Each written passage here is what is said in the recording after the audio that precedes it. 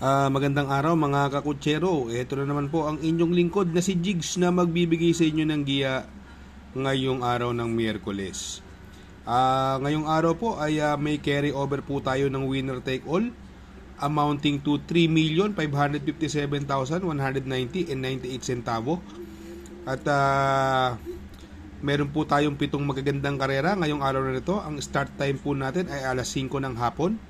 Uulitin ko po, itong aking giya ay purely review and analysis ko lamang at walang halong information.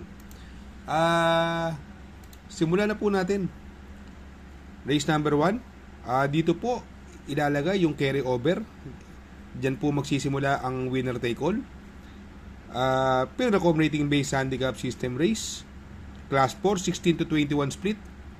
May 8 kalahok. Umpisa pala ng karera, ang hirap na po. Anybody's race.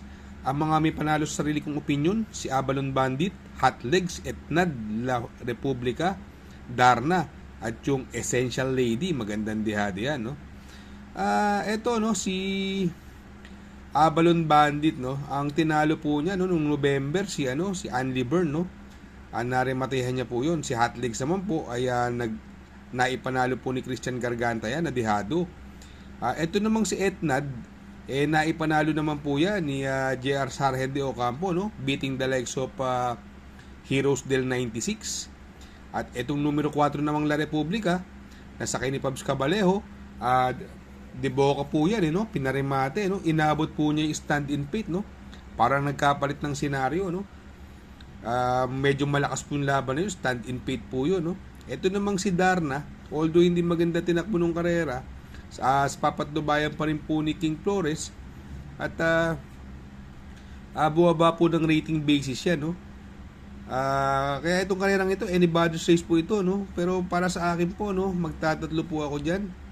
Doon ako sa numero 3, Etnad. Panigundo ko po, numero 6, Darna. At isasama ko pong pandeado, numero 4, La Republica. Sa race number 2, kung saan po magsisimula po ang pick 6, Pilracom rating pick 4, pick 4 dahil may carry over pala tayo ng pick 6. Sa biyernes po ilalagay yung carry over na yun.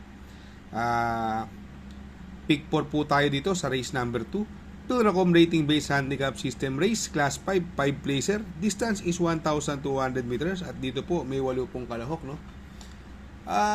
Ito po, no, kung titingnan natin yung karerang ito, no, medyo nakakalamang po yung numero 4 ng G's Favorite. Itong si G's Favorite po, last run po, no, hindi maganda ang lundag pero nasigundo po siya, no, kay Golden 8, no. Segundo po siya dumating doon, hindi maganda lundag niya ron, no. Ang dumating pong tersera doon, yung numero 8 si Princess Belle, no. Yan po yung tersero ng karera na yun, no. Itong karera lang ito, since maiksi, gumanda lang po ang larga ni G's Favorite. Sa tingin ko, lamang po yan. At sa tingin ko, basta maganda larga, tingin ko mananalo, no? Syempre, breaks of the game. Mamaya, hindi naman maganda ilundag. Magpo-protection po ako dyan, no?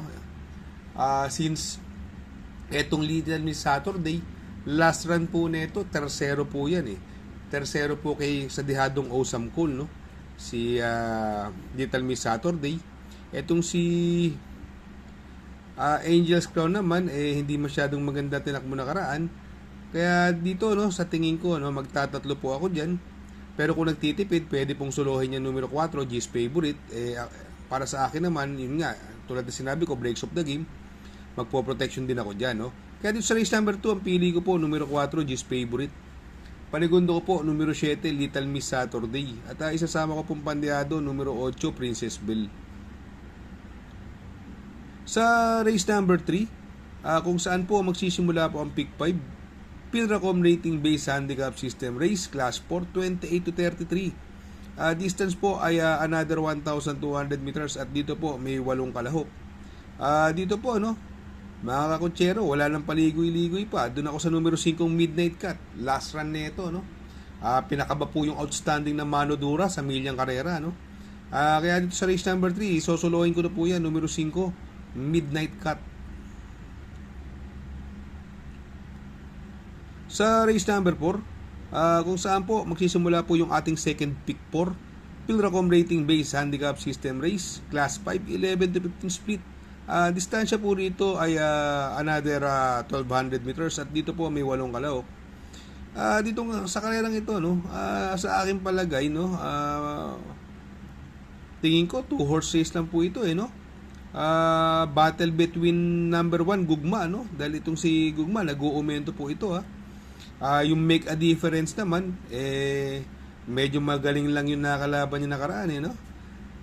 Siguro para sa akin diyan lang ang pipiliin ko, no. Ang pampermero ko po diyan numero 1 Gugma at panigundo ko naman po numero 7 Make a Difference. Sa race number 5, Pilracom Rating Base Handicap System Race, Class 5, 6 to 10 split. Distance is 1200 meters. At dito po, meron pong 8 kalahok. Itong karerang ito, sa tingin ko, ito bagong baba ng rating basis, no? Numero 7, spaghetti pababa, no? Parang grade 1 na grade 1 naman tong laban na to, no? Ang possible scenario po dyan, pwedeng mauna po dyan yung Black Diamond, Top of the Mark, Jengwers Prada, at itong si Sound of Silence, no? Itong si Sound of Silence, no, last run po ito, nasegundo po kay Pass Sailing, no? Kaya lang, si Spaghetti po ba, talaga naman po napakababa. Ang kalaban lang po, distansya, pero tingin ko naman papalundag ng maganda ni Conrad Henson to at maipupwesto ng maganda. Kaya sa akin siya po napupusuan ko dyan, no? Numero 7, Spaghetti pababa. Panigundo ko naman po, numero 8, Sound of Silence. Sa race number 6, Pen Ultimate Race, Pilracom Rating Base Handicap System Race, Class 4, 16 to 21 split. Another 1200 meters journey. At dito po, may 8 kalahok, no? Ito, another anybody's race po ito, mga kakotsero. Kung may kursunada po kayong diado rito, pwede nyo pong isama, no?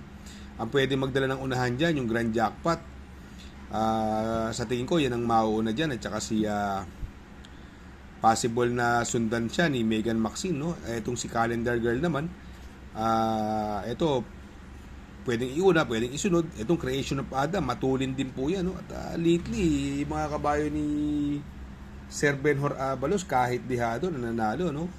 Pwede niyo rin pong kung makukursunadahan nyo, pwede niyo rin pong isama. Pero para sa akin, itong karera lang ito, no? Battle between Amor My Love, no? Tulog lang kayo sa mga sagigilid, no? At binigay na po kay BJ Galleta. Extra edition, maganda pong diado yan. Sasakyan naman ni Kelvin Abobo, Calendar Girl, at si Megan Maxine, no? Yung apat na yan, sa tingin ko, sarili kong opinion, hindi na makakalusot yan. Pero para sa akin, dahil paratingan, magtatatlo po ako dyan, no? Doon ako sa numero 6, Calendar Girl. Panigundo ko, numero 3, Amor My Love. At isasama ko pong pandiado, numero 8, Megan Maxine. Sa race number 7, sa last and final race, Pilracom Rating Base Handicap System Race, Class 5, 11 to 15 split. Distance is 1,200 meters. At dito po sa race number 7, meron po tayong 8 kalahok. Dito po, sa tingin ko, possible scenario po rito, pwedeng maghabulan dito. Yung out of touch, pwedeng iuna yan, pwedeng isunod, Pero ginagawa ni Jan Alvin dyan, pinipilit mauna, dahil sa tingin ko, bugbuging kabayo talaga, pero magaling.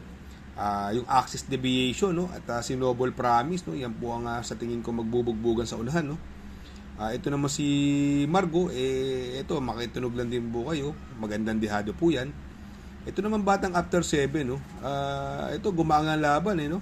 At binigay sa apprentice rider, no, para gumaang ang timbang. Magdadala po siya ng pinakamagaang na 51.5, no? At sa tingin ko, siya po yung pinakamalapit na makakaalis, no? Makakasunod sa mga debandera, no? Kaya siya po ang napupusuan ko po dyan, no? Ito naman si Buhayan Bato, gamay po ni Mark Alvarez yan. Pwede rin po makasunod. Siya po ang panigundo ko dyan. At syempre pwede natin isama yung out of touch, no? Syempre dyan Alvin yan, Kaya sa race number 7, magtatatlo po ako dyan.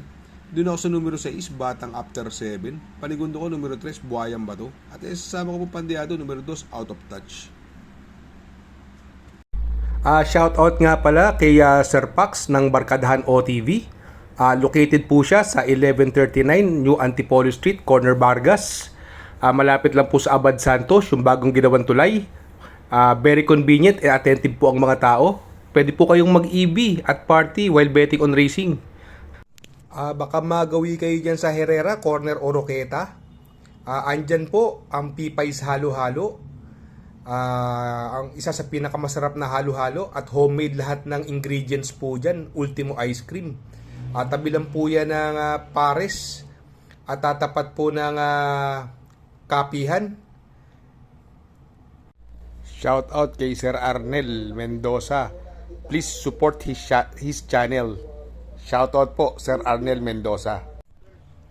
Good luck mga kakutsero. Sana po matapat ang ating giya at yung mga nakasunod, sana po ay magsitama po kayo.